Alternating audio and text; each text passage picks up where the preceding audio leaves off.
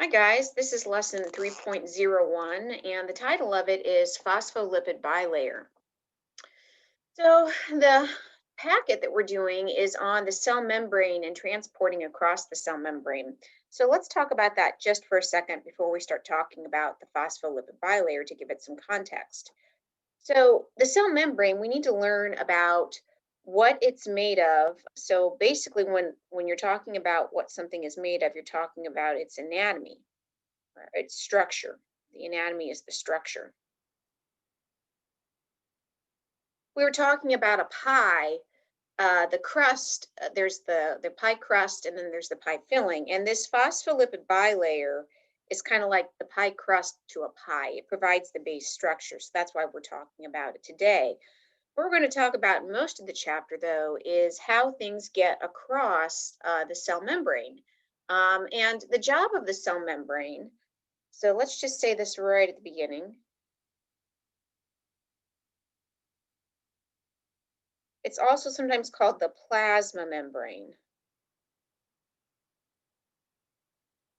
So if you see plasma membrane, that means the exact same thing as cell membrane. It controls what enters and leaves the cell.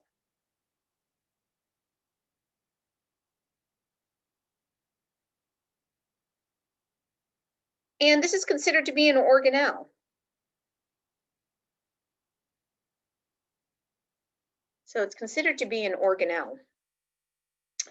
Sometimes in biology, you'll do a whole chapter on organelles. And what we're going to do is we're going to talk about organelles in the chapters that they apply to. So this is the first organelle that we're talking about, the cell membrane. So for the first 2 or 3 lessons, we'll talk about its structure. And then for the rest, we'll talk about how does stuff get across the cell membrane? How does this organelle work? So here we go. We've got this base structure, and this is so if you had a cell, it's like this. What they've done here is they've taken a small piece of that. So like they took a little piece and they blew it up.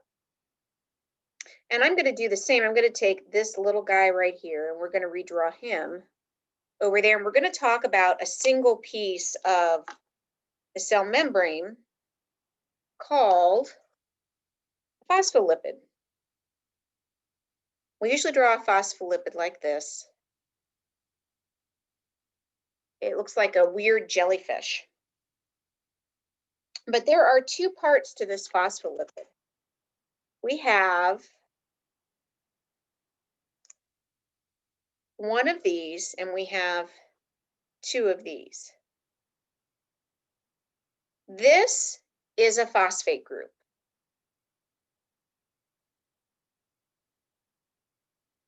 These are fatty acid chains.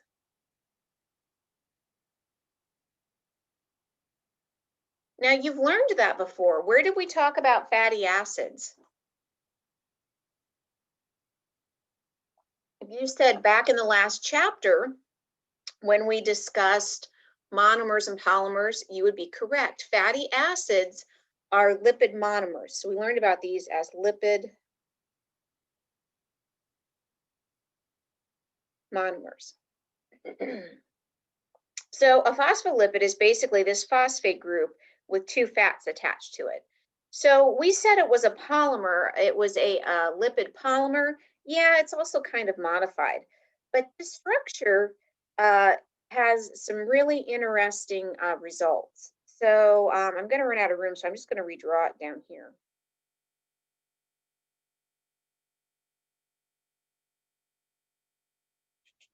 So the phosphate group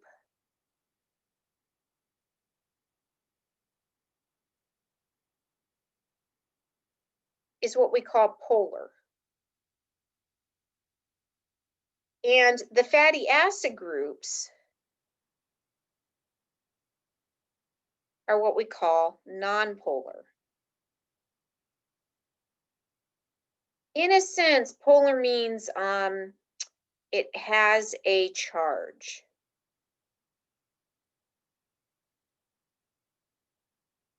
Now, think about it. You know what that means. Have you ever taken, in the wintertime, had on socks and you went across the carpet and you shuffled your feet across the carpet and then you touched a doorknob and you got a shock? Well, what happened was, as you walked across the carpet, you picked up electrons and it gave you a charge. A charge just means you have charged particles. Nonpolar means there is no charge. And again, this is a little bit simplified. So if you come to chemistry, we'll talk about it a little bit more. Well, if you've got a charge, so here's the interesting thing when you put this in water. So if you put a phospholipid in water,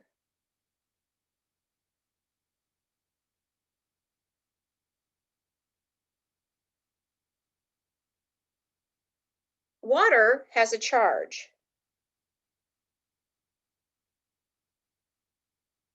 And the rule is that things that have charges, polar mixes with polar, but non-polar won't. And you know this, right? Have you ever dumped Crisco, or not Crisco, a vegetable oil into water? So you get a glob. The oil separates from the water. That's because, I keep wanting to say Crisco, vegetable oil is non-polar and it won't mix with water. So they're separate. But if I put something in that's polar, like table salt or sugar, for example, those dissolve very easily. So polar and polar mix.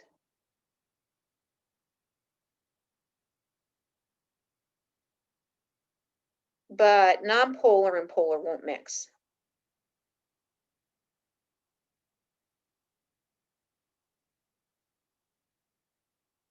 So if you put this phospholipid into water, this phosphate group will mix with the water.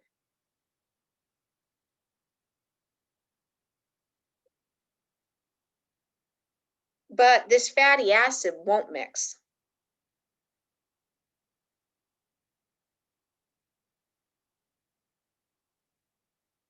We have two terms for this. When something will mix with water, we call it hydro. I'm trying to decide where I want to put everything here. Hydro means water, and philic means loving. So this translates to water loving.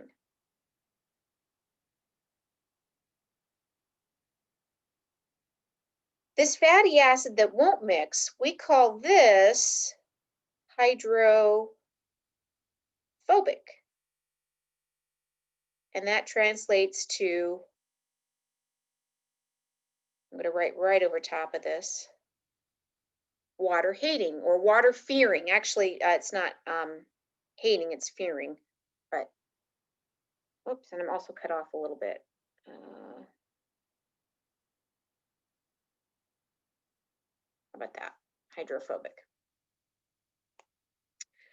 So a phospholipid has one end. Well, let's rewrite that up here. So this end is hydrophilic.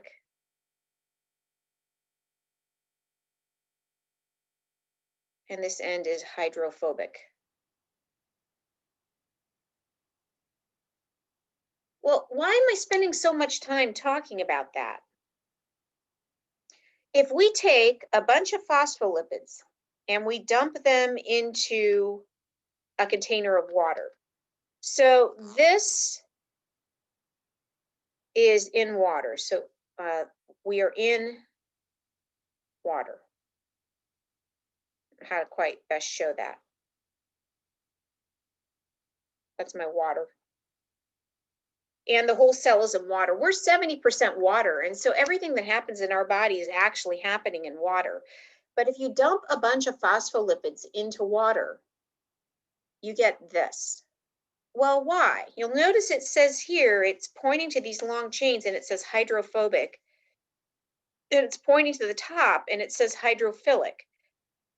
This will happen if I just had a container of phospholipids and I dumped them into water. I would get a structure that looks like a cell membrane. It would be circular and the entire structure would have two layers. We call this structure a phospholipid bilayer.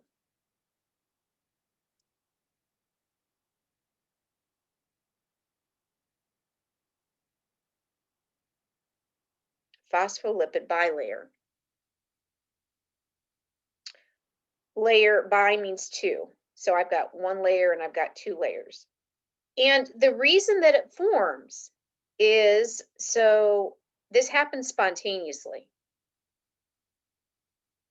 Put down, forms spontaneously. So the reason it forms spontaneously is the hydrophilic phosphate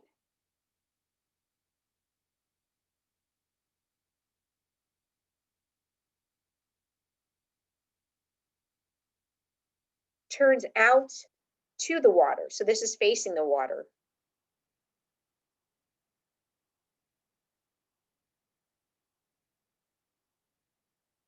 And the hydrophobic fatty acid chains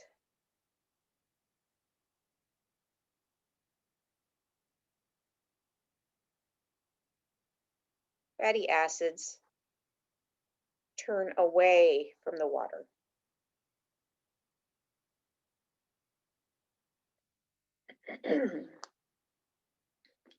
And it doesn't happen for just this little block, but it happens. It happens for the whole structure, and it actually forms a spherical container. So it's kind of cool to think you could form the backbone or the basis of a cell just by dumping a bunch of phospholipids into a container of water. You would get a bunch of little spheres. Why? Because we have a difference. We've got half of the molecule loves water, half of the molecule hates water. So see, all of these fatty acid chains are away from the water, but all of these water-loving hydrophilic phosphate heads are turned towards the water. And this provides us the foundation for the cell membrane. And the cell membrane kind of provides the foundation for the cell. Anything you see that has a membrane, so all of the organelles that we're going to talk about, including endoplasmic reticulum, lysosomes, vacuoles, nucleus, they all, if they're a membrane, this is how they form. So everything that's membrane-based operates off of this principle. All right, that is the formation of the phospholipid bilayer. Thanks for watching. Have a good day.